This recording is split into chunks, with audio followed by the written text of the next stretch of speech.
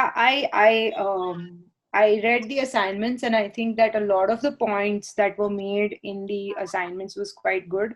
I particularly believe that object relations, for example, research has shown that too much of bad object relations, so bad breast introjection of the bad breast into the self, eventually leads to something called alienation. So alienation is essentially a tendency to self isolate and kind of withdraw into yourself.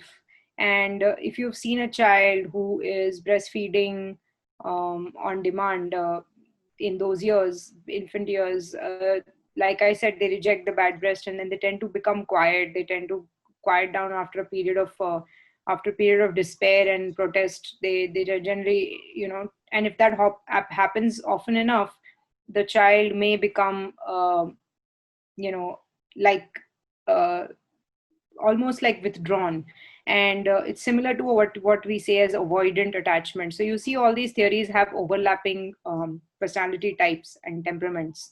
So an avoidant attached person would also behave like an alienated person, though they are two different theories, attachment theory and object relations theory.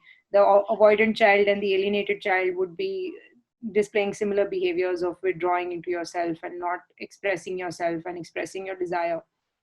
And this alienation has been highly linked to criminal psychopathology. So a lot of criminals tend to be uh, loners. They tend to be socially isolated. And I'm talking about criminals here now who are serial killers, psychopaths, rapists, those kind of. I'm not talking about high level terrorism and all. So then I'm talking about these sort of lone wolves who operate by themselves.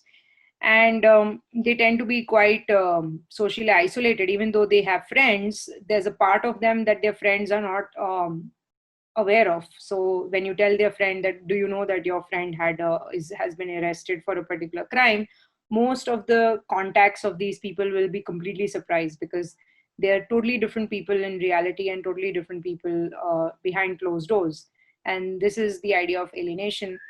The other thing that object relations does, or bad object relations does, is develop something called egocentricity, which is an obsession with the self and an obsession with your own ego, and focusing only on yourself, focusing on your own ego. Again, if you think of it from Freud's perspective, this is narcissism.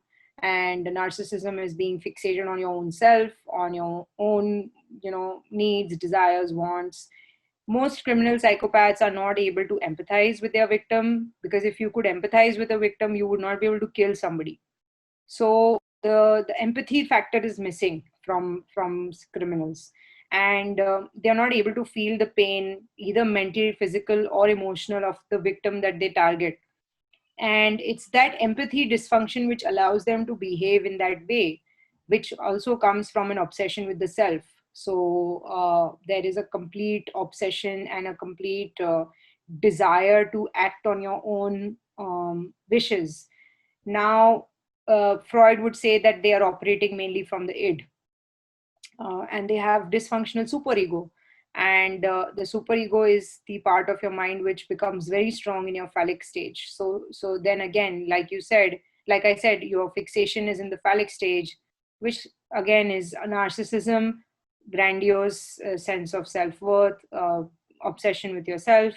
And as for object relations theory, this is called egocentricity. So you see how all these theories tend to mingle quite well. If you think about it, they're all trying to essentially explain the same thing.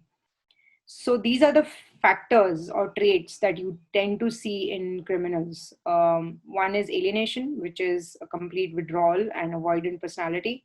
The other is egocentricity, which means obsession with completing your own desires, your own wishes, your own needs, not having the ability to empathize with the other person's pain.